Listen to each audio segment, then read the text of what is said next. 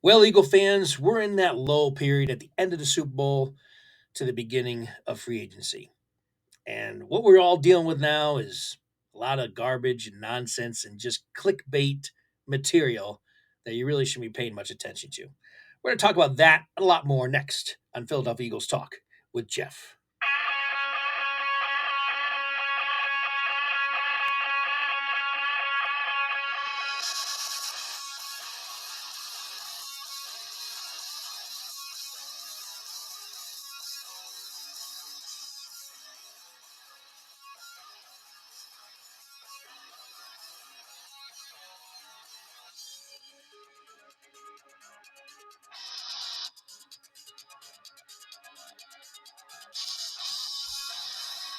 Well, good afternoon, good morning, and good evening.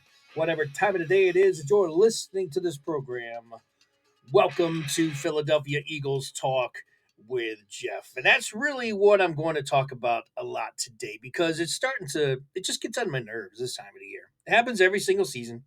And I think Eagle fans are probably more guilty of this than most other fan bases, even in the NFL, where every Tom, Dick, and Harry is out there spreading rumors and or just talking about stuff that has absolutely no chance in happening. And yet they're just doing it to either get clickbait, get clicks on their website, get likes, whatever, in the social media platforms that they're on. That's something that you will never get at Philadelphia Eagles Talk with Geoff. If that's something that you like, go and chase down those fake and false narratives or just highly speculative narratives. I won't say that they're made up, but which ones really matter? Which ones actually have a chance of happening and which ones are just out there just to get clicks?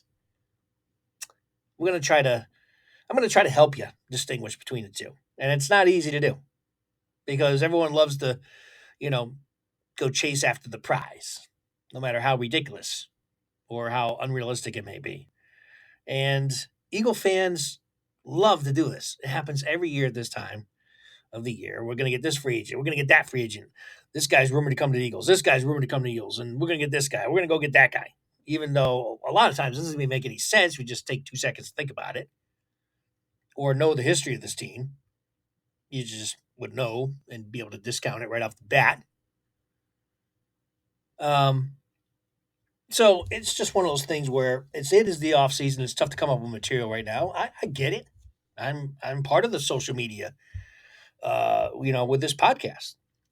But what I've always said, if you're new to the podcast, is that you're going to get a realistic opinion here from a diehard Eagles fan with no connections to the Eagles, but has a pulse of what's going on, has a history of knowledge to be able to make determinations and opinion that I would hope would be valued and is credible to you as the audience. And that's really what is the essence of Philadelphia Eagles Talk with Geoff. And I want to take a moment here to thank everybody who's been with me from the beginning, which is going on 2 years. I'm approaching 200 episodes. So if you're just joining me for the first time, welcome. And secondly, I've been doing this now for going on 3 years because I started during the off season of 2022, I guess, between 2021 and 2022. I guess that would make it, heading into the third year here, I guess. Or maybe I don't know. I can't even remember now. It's starting to get, it's starting to really, I guess, just there's a lot of episodes in between now, and I'm losing track of when I exactly started this program. But I know this is going to be, as I'm heading into episode 200, I'm going into my third year with this podcast. So, welcome aboard if you are new. If you've been with me for a while, thank you so much. Appreciate it as always. I have a few things I definitely want to go through in this podcast. The other thing that's, of course, the breaking news that I talked about the last couple episodes, and I am still trying to iron out some final wrinkles. Apparently, I've narrowed it down to being an audio file issue with trying to get the podcast merged with YouTube. I've gotten most of the way there, but I got to the point where I was able to begin uploading my episodes, the ones that I want. So I'm not going to have all 200 on there. I mean, maybe at one point I will, but I want to at least upload the past, say, month or so. of recent episodes to YouTube, and then going forward, that each episode that I record will be on YouTube. So that's what I am attempting to do, and I had to go through a lot of approvals and red tape for YouTube just to get authorized to do this. Got through all that, and then I got to the point where okay, you can now, you're approved to start doing uploading and all that, and I uploaded a bunch of what I thought was a bunch of episodes, and then I got messages from YouTube and email that they don't send to my normal email address. They send it to the email address that I have set up for the website, which I haven't really frequented. So here I am waiting for these episodes to be uploaded, and they've been in the pending status for like 2 weeks. And I'm like, what the heck's going on? And I finally got a little blurb on the YouTube page saying that, hey, we sent you an email on X date saying that there's some issues with your uploads. Oh, okay. Well, let me look into that.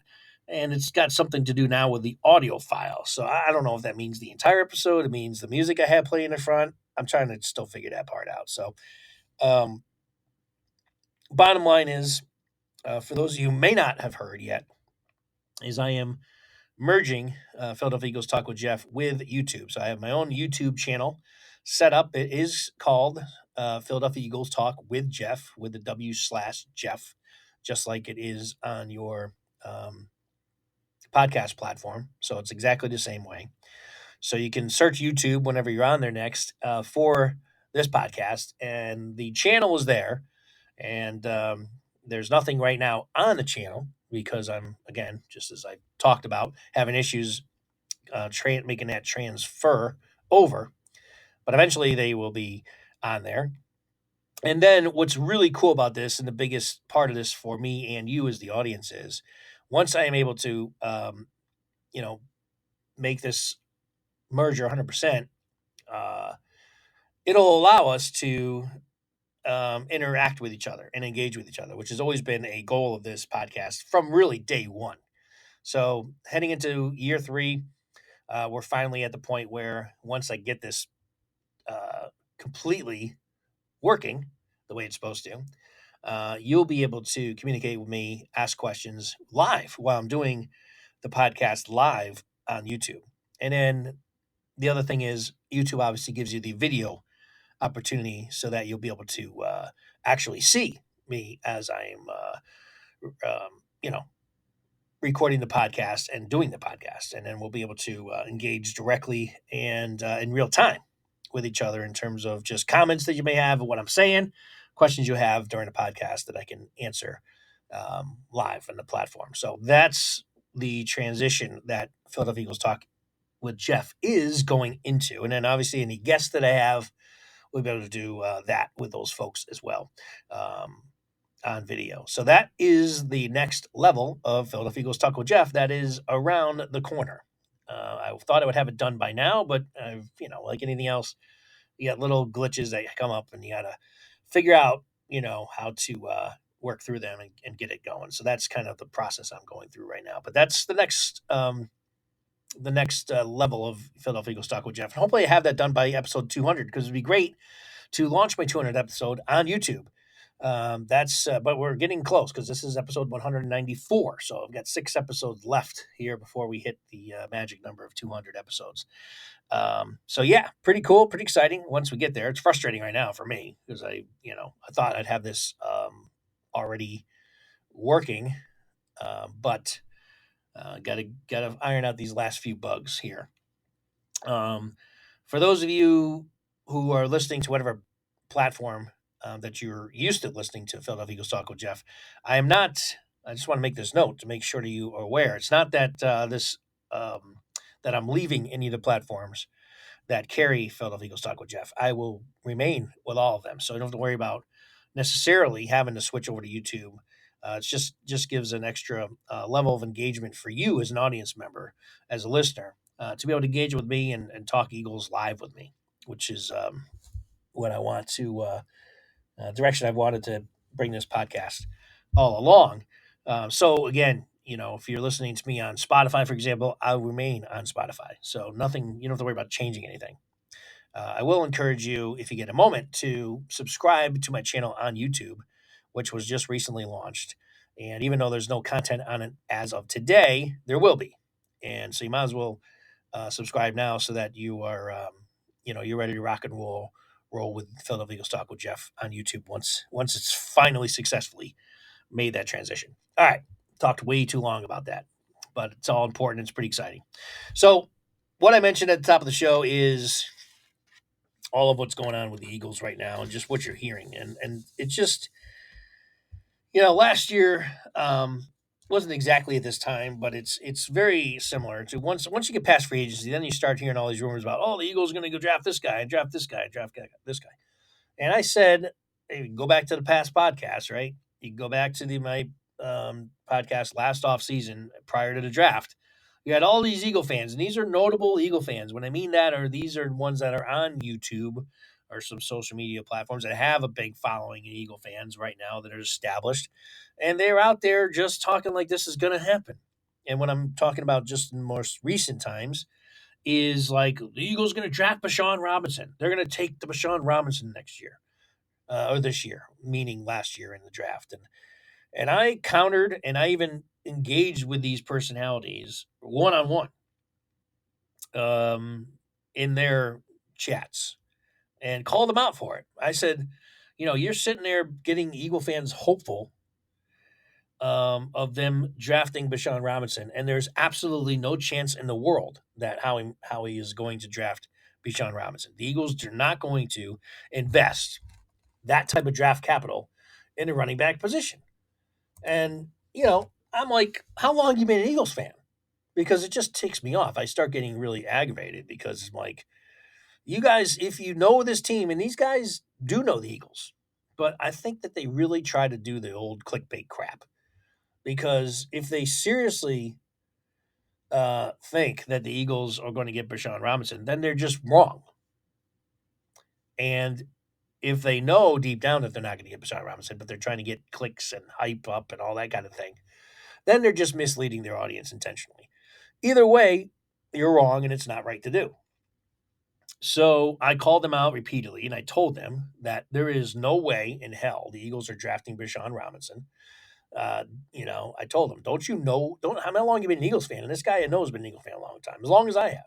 In this one case, and I'm not going to name names because I'm not about doing something like that. But some of you who have been on YouTube know maybe who I'm talking about. And I called them out and others for talking about the Eagles drafting Bashawn Robinson last year, and it was ridiculous on its face alone. For anyone who knows this team, that was never an option, never a consideration.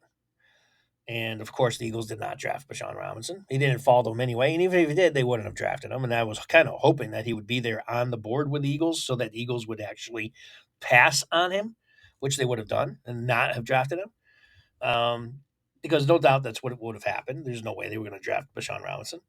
But what's going on this year now is you're just hearing all kinds of ridiculous stuff now that the Eagles are gonna, they're going to bring in and sign, Saquon Barkley, and they're gonna sign this guy. And again, it's all running backs again. It's like, Jesus, what the infatuation with running backs. And we have a good running back here in Swift. He had a good season. We had a good running back last year in Sanders, as you know, and we let him go because of money. And they're going to let Swift go because of money. If he goes and gets another big contract, he probably will give the Eagles a chance to match it. And there's no way the Eagles are going to match it. It's just not going to happen. The only chance the Eagles have of retaining Swift is if the market remains soft for running backs and Swift is relatively affordable. The Eagles don't have to go and spend a ton of money to retain him because I do think the Eagles probably want to keep him if they can. But if he gets another offer similar to Sanders for 36 million for 3 years or something like that, whatever, or something like Sanders got 27 million for 3 years, something like 8 or 9 million a season, 7 million a season, the Eagles are not going to keep him. No way. The only chance they have is if it's he takes a market friendly deal, and which is like maybe 3 to 4 million a season. I don't even know if they go to 5 million.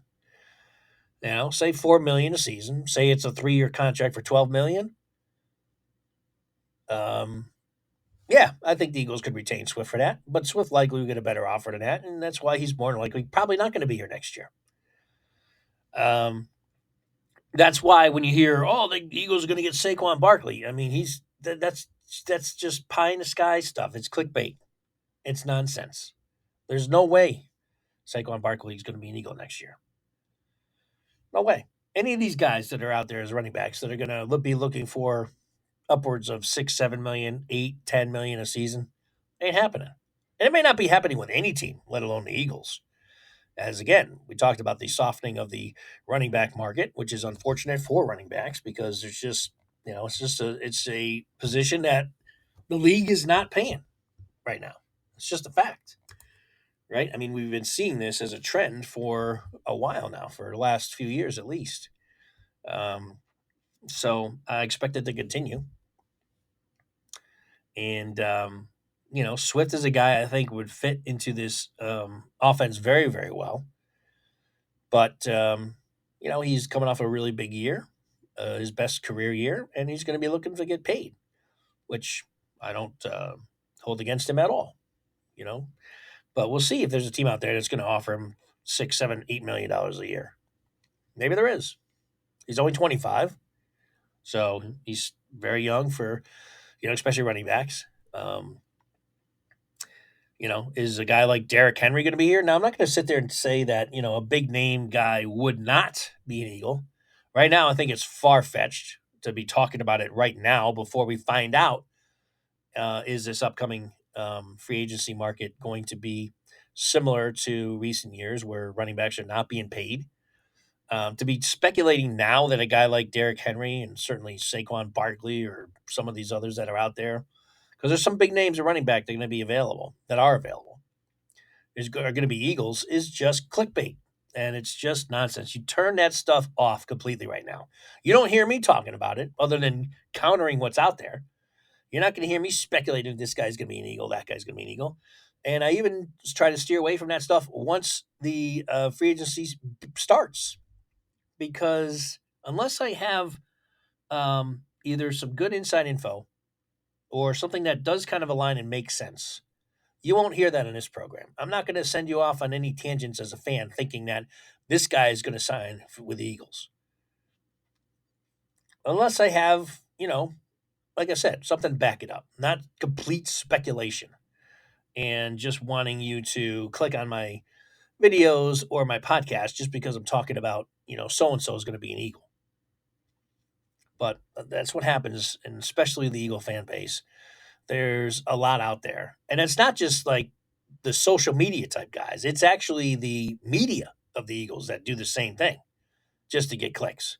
The WIPs of the world, sports radio, some of the mainstream platforms do the same thing with the Eagles, especially rumoring, making this rumor that this guy's coming here and that guy's coming here. They don't make any sense. Some of them jumped on the Bijan Robinson bandwagon just like some of the social media personalities did. Just, and I tried my best with my little platform to try to get you all to understand that that was never going to happen. That was just a bunch of BS. Don't fall for it. It's not happening. Howie's not drafting a running back in the first round. Ever, probably. Ever. So, much like he's probably never going to draft a linebacker in the first round. I think there would be a better chance of him drafting a linebacker in the first round than a running back. But, that is even not going to ever happen either. So, I want to talk a little bit about that. I mean, right now it is tough for me to bring up some material that is engaging and during the off season, especially this week. I mean, this week and next week, the next couple of weeks are just like I mentioned at the top of the show. There's not a lot going on. Super Bowl's over, football's over, free agency doesn't start for another couple of weeks, and even once that starts, it's still kind of a low period. There's a little activity because you'll start hearing some rumors, hopefully, and this podcast will tell you which ones are legit and which ones are just pie in the sky garbage, which unfortunately is quite a bit of it with the Eagles. Um, but that's what's going to take up a lot of the time once free agency does launch, and it is a fun part of the season to kind of know, who the Eagles going to bring in and who will be the newest Eagle. It's always kind of exciting. I think the Eagles are making some smaller moves now that they're able to make, and we heard about a few of these guys over the last couple of days. Darian Kennard, the Eagles have signed. A lot of these guys are just kind of practice squad type players, just to kind of build a roster and give some of these guys chances. Um, the one today was Tyrion Davis Price, the former third round draft pick of the 49ers, who the Eagles have just signed to again to a deal, but it's really just to be a roster guy at this point. We'll see if that ends up um, you know becoming more of a relevant move or not. Um, and then there's Julian Aquara. So they're just making some of these low end moves right now. Um, he was a defensive end for the Lions that seems like he's got some promising stats. He's young and he's got his, got some pressure. So we'll see. I mean, I'm not going to get too excited about these guys. I'll just list them off because these are moves that actually have happened, and these guys are actually Eagles right now. All right, not much to really talk about other than that. We will talk about the Eagles free agents, however, because these are guys that are likely, just not going to be back. So we'll go over that right now a little bit. I'll give you my thoughts, and then we'll probably wrap up this podcast for now, and and give you a little tidbits on what I think what might happen with some of these some of our free agents. And by the way, again, quick plug: you can and have always been able to engage with this podcast, engage with the show by emailing us at the show at petwgp@gmail.com. So I urge you to do so if you have any, comments or thoughts about free agency or the Eagles in general. That's one way you can do so until we get this YouTube situation all completely set up and going. Um, so getting back to the Eagles free agents, we have Sean Bradley, who's an unrestricted free agent, guy out of Temple. We lost him before the season started with an Achilles injury in the preseason opener against the Ravens. He's a good special teams guy. He's also played sparingly at linebacker, and that was, of course, a position that we were extremely thin. He would have probably got more playing time in his career than ever last year had he not been injured because of how thin we got at linebacker during the season. But he's a guy that more than likely, I think the Eagles will probably be able to bring back if he's completely healthy from that Achilles, because he's going to be a cheap guy who knows the system. Although we're going to have a new system, so as I say that, he still kind of knows the system because again, we've been running the similar defense that is going to be run this year, even with the new regime change. So. So I'll stick with it, and I'll say that Sean Bradley is a guy that could potentially come back. He's going to, I'm sure, try to see through his agent if he can get a better deal elsewhere, or more money elsewhere. But I don't think anybody's going to be, throwing a lot of money at Sean Bradley. So he's a guy that you can see coming back. Zach Cunningham is an interesting guy. So Zach was our best linebacker last year. Now that doesn't say a lot because the bar was low, but he played pretty well. And now he's an older guy. He's 29 years old, going to be 30 next year. He missed a lot. You got to worry about injuries with this guy, and that's what happened. He played very well and then was banged up the last month of the season. He kept getting hurt. So I think he's a good depth guy and he's a good leader. And he played well. Overall, I think he played well. I would consider bringing him back if we get a cap friendly deal. Maybe sign him to a 1 year deal. But he's a free agent right now. He may garner some interest because again he played pretty solidly this year for the Eagles. But that's a guy that you could see potentially coming back. Potentially.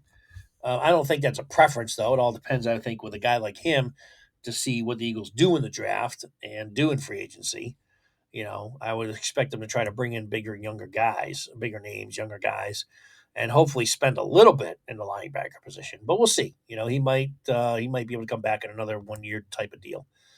Jack Driscoll is a guy that I've always liked. Now, I think he's a good depth guy. He kind of regressed, I think, this year. I thought he was really coming on strong heading into this season. He seemed to get better every year, and he was a guy that was very flexible. You could put him in at guard if he needed to. He could play tackle if he needed to, and he kind of held up pretty well against some pretty good competition. Last year, I thought when he did fill in, he struggled a little bit, so you know that was kind of concerning to see. But at the same time, I think he's a pretty decent, young guy who's been in the system for a while now and has learned from. He's got chemistry now that he's developed, even though he plays in spots that he understands, and he's got Lane next to him on the right side, and Milot on the left side, and Dickerson or whatever, whoever he's in there for. So I think he's good that he's so versatile. Um, but he's a guy that probably could get a pretty good offer outside of the Eagles, as a free agent. Um, but we'll see. I'd like to see the Eagles bring him back. He was a fourth round pick in the 2020 draft out of Auburn. Um, I think that I would try to bring him back if I was the Eagles. I don't think they're going to have to pay him a ton of money. You know how the Eagles love to have depth of the lines. And there's a guy that I think, as long as he doesn't get some big offer from another team, that the Eagles could very well bring back again next year. Justin Evans, the safety, we hardly knew you. I mean, he played pretty well when he played, but he didn't play much. He was on the injury reserve list from week 6 and missed the rest of the year with a knee injury. So he's 28 years old. He looked good when he was there. I don't know. Can you bring him back on a bargain deal? I think so. I'm sure his agent's going to be out there trying to get some more than what the Eagles will throw at him. But you know, he's an injury prone guy. He was injury prone before he became an Eagle. So I don't think he'd be high in the list, but maybe towards the end of free agency, you might see him, get an offer from the Eagles and maybe come back. But otherwise, he's probably not. More I think about it, more than likely, I think he'll only be like an emergency type depth guy. Roderick Johnson, honestly, I'm not even sure who the heck that guy is. He is on the Eagles injured reserve list. Spent time in Houston and the Dolphins. Doesn't even tell me what position he is as I'm kind of looking. Oh, he's a tackle. I don't think he's back. Roderick Johnson. I don't even know who the heck the guy is. Um, Julio Jones. Now, Julio is. I don't think he's going to be back. Honestly, um, he's going to have to take another low ball deal, just like he did with Eagles last year. Would he do that? Having somewhat a productive few games with the Eagles. I mean, he's 34. He had 4 starts, made 11 catches for 74 yards, and did score 3 touchdowns. Uh, I don't think he's going to be back again. You know, he's going to probably be in a similar spot next year. I don't think anybody would probably sign him. And he might be available during the season to if for a team that's an emergency who needs a wide receiver to sign. That's probably what's going to happen with Julio Jones. Don't think that he'll be back next year.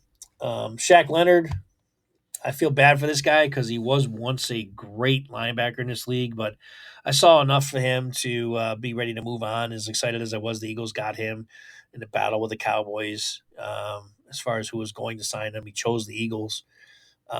But he definitely, instinctually, he's really good still, but his body just is not allowing him to be the player that he once was. So I'm ready to move on for him. I feel bad because the guy was such a great um, star linebacker at one time with the Colts. But unfortunately, injuries have really plagued him, and I think that his NFL career is likely coming to an end. And Rick Lovato, a long snapper. Here's a guy that the Eagles should retain. Long snappers don't usually get that much money. He will be a free agent, so I'm sure his agent will, again, as any agent would do, go out and try to get him the best deal possible. I think the Eagles will probably pay up to retain him. Um, Hopefully, he wants to remain an Eagle and you know, won't be too difficult to resign. Brandon Mann, as we move down to the offense. Well, I guess we were kind of doing both. So scratch that. Brandon Mann was a guy that the Eagles picked up just before the season started, as they let Sipas go.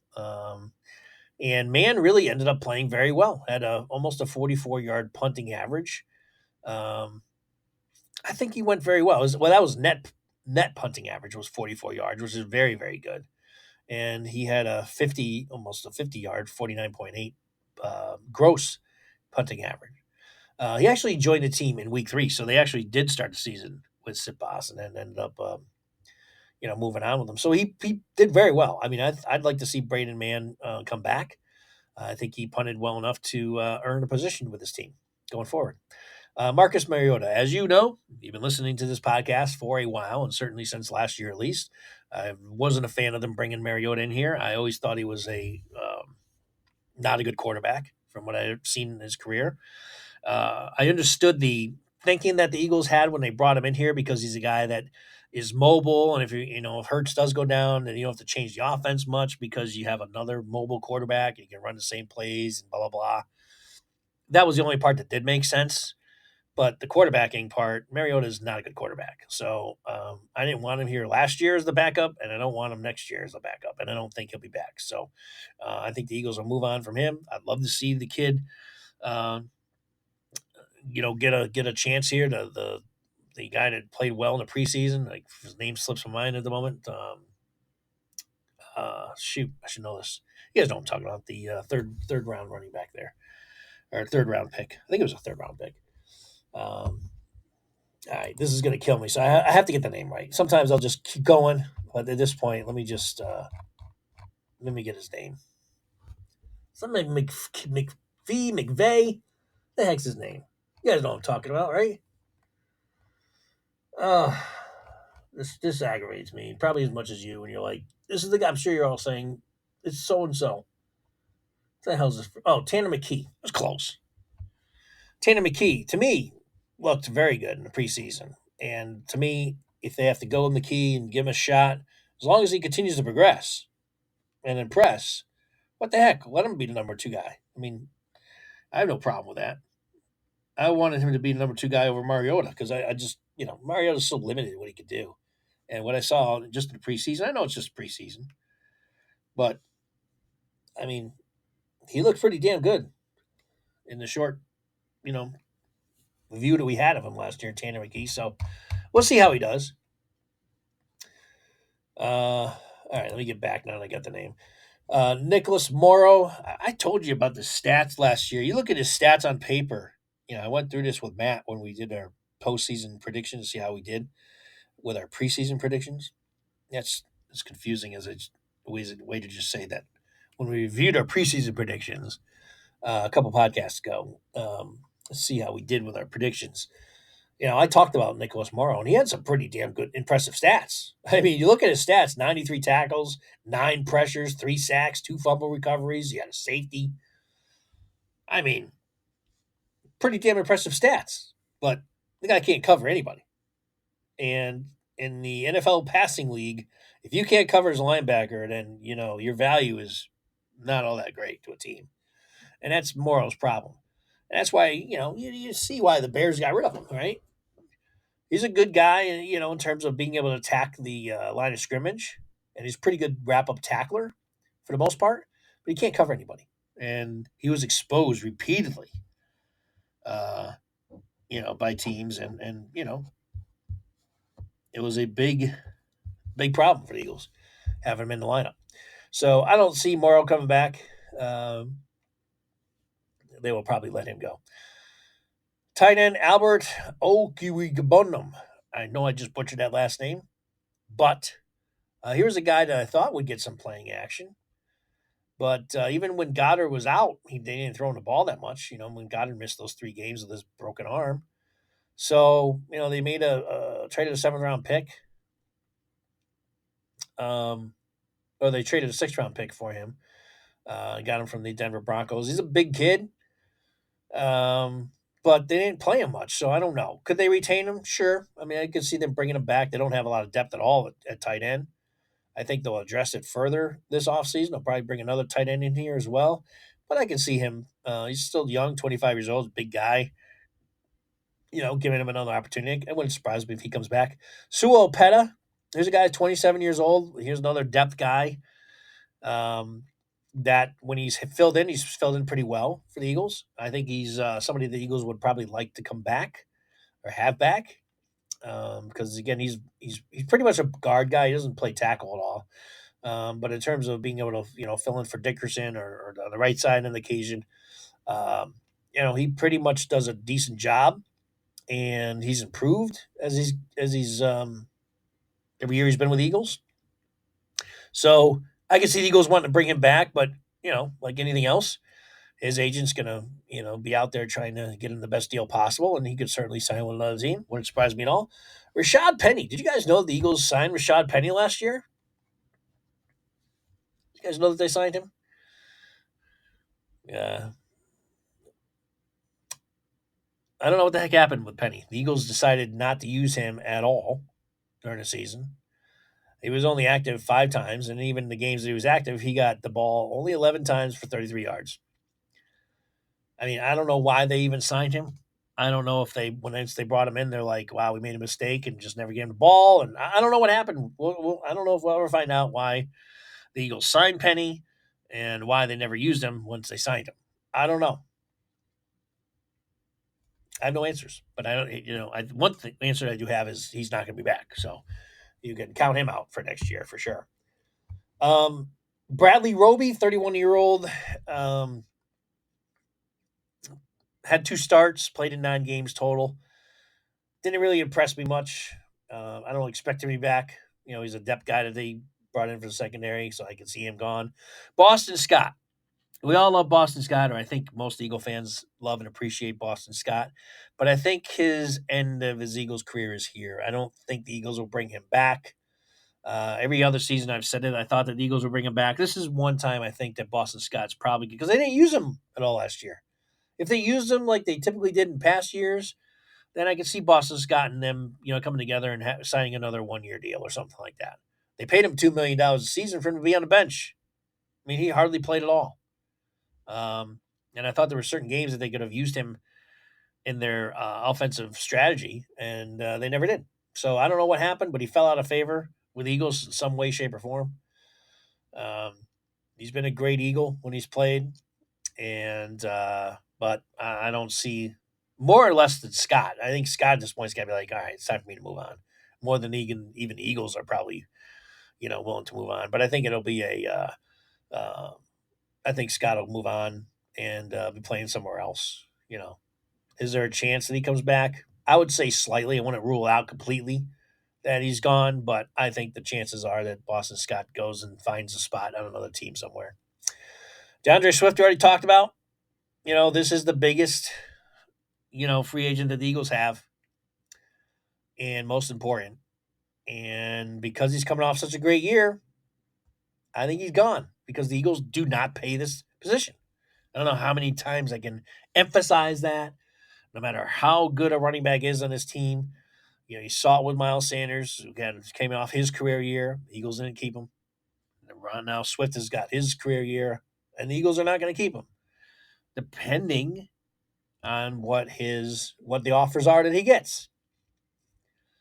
And I guarantee you, there's other teams out there that are going to pay him more than Eagles are. So that's why more than likely Swift is gone. But we will see, because again, the running back market has softened, and there's a lot of names. Unlike when Sanders was a free agent last year, there was like 2 or 3 other guys. There's like 7 or 8 other guys, named guys, with Swift this year that are going to be free agents in March. So because of that, I think it's possible that I think the market may come back to the Eagles with this, is what I'm saying. So I think Swift's demands will be high, as they should be. And then as these other named running backs are also out there and being signed, where will Swift fall in? There's definitely probably a team out there will offer him a good contract, and then he's gone that quickly. Could very well happen. But I can also see a scenario where the market continues to soften. All these other big names are out there. So overall, the market continues to soften, and they're able to bring back Swift on a friendly deal. Like I said, I don't think the Eagles will pay more than $4 million a season. So if it softens as much as where you can get Swift to sign him to like a 3-year deal for $12 million, which he might not even take. For if you're Swift, you probably just take a 1-year deal at like $5 million, which the Eagles might be okay with, or say $4 million, 1 year $4 million deal. And I can see the Eagles come back. with Swift or bringing him back. Like I said, Swift probably will not sign a 3-year, $12 million deal, even if that's what the market is, because he doesn't want to lock into 3 years of $4 million a season with his ability. I don't blame him for that. But maybe to sign a 1 or 2 year deal for $4 million a year, maybe that happens with the Eagles, maybe. But there's probably a team out there that will offer him a 3 or 4 year deal for $7 million a season. 4-year, $28 million deal. I don't think the Eagles will pay that. So, like I said, it's not going to take much for the Eagles to lose him. And I think a lot of factors, which could happen, like these are realistic possibility where the market is so soft that Swift, it's possible he would come back. It's possible. So I won't rule it out, but I think it's unlikely. Quez Watkins, I think we've seen the last of him. Just the guy who just can't make a big catch when needed and is hurt, injury prone. I like Quez. He does give you some speed. I like him a lot, actually. I'm a Quez fan. But I just think his role and tenure here is over. I think the Eagles will be looking elsewhere, probably in the draft, maybe to get their new third corner. And I think Zacchaeus, who was the other guy. I would much rather have Zacchaeus as the number 3 than Watkins. I think Zacchaeus was underutilized. I don't think the Eagles threw to him enough or used him enough. He made some big catches and played only sparingly, and he still was able to make big catches. I like Zacchaeus. I think he's a guy that I would consider bringing back as a 3rd or 4th wide receiver for sure. I would do that over Watkins at this point. I think he showed me more. And again, I don't think they used him enough. I think he would have had much better stats than he had. And last year, he only had 10 catches for 164 yards and 2 touchdowns. I mean, he only had 1 start in all 17 games. I mean, to me, he was totally underutilized. And when he did play, he made plays, which to me says a lot. Jack Stoll is a restricted free agent. I like Stoll. Is he a guy that's going to, knock your socks off in a game? No. Is he going to be a difference maker? No. But is he going to be a solid player that can fill in from time to time? Yeah. Blocks well, and he's shown that he can make the catch. He can catch the ball. Undrafted free agent in 2021. He's 26 years old. I think the Eagles could bring him back as a number 3. I don't think they would ideally like to have him as a number 2 behind Goddard, but certainly as a depth guy, number 3. I wouldn't mind seeing Jack Stoll back. So that runs through the Eagles free agents as we head into the free agency period. So we're heading towards the end of February. Again, this is the most slowest time of the off season because then you get free agency, and then eventually we start turning towards the draft. And we're going to have plenty to analyze on the draft. I'm going to have guests on the program to talk and dive into the draft a little bit more. I'm not a draft expert. I try to, research and read up on the draft as we get closer to it, so I can talk more intelligently about it and you get a better feel and idea for the draft and the players that I'd like to have the Eagles draft. I don't watch a lot of college football during the season. I'm always 100% focused on the Eagles and the NFL. Which is why I really don't start diving into the draft until March. Really, I start looking into it and reading up on guys and watching video of players and things like that. So I'll be getting into that, within a month or so. So, in the meantime, make sure you continue to tune in to Philadelphia Eagles Talk with Geoff. We'll bring you any and all information Eagles, and it won't be chasing clickbaits and all that kind of stuff, and sending you. Misleading you into some direction or another. That's not what we do here at Philadelphia Eagles Talk with Geoff. So, we try to keep everything on the up and up and not give you just a bunch of nonsense, because why do that? I don't know. I don't see the need to do that. So I'm trying to think if there's anything else on top here that I wanted to get out there. I think that's pretty much it. We're going to wrap this up. And once again, appreciate you tuning in to Philadelphia Eagles Talk with Geoff. As always, thank you so much for tuning in. We're going to get this YouTube thing figured out. And we'll get it on there pretty soon. And I'll be able to talk to you directly. How cool is that? I'm looking forward to it. Hopefully you are as well. And until next time, fly Eagles fly as always. And make sure you like, share, subscribe, and follow. And we'll see you next time. Philadelphia Eagles Talk with Geoff. Thanks for tuning in. And as always, fly Eagles fly. We'll catch you next time. Take care, everyone. See you later.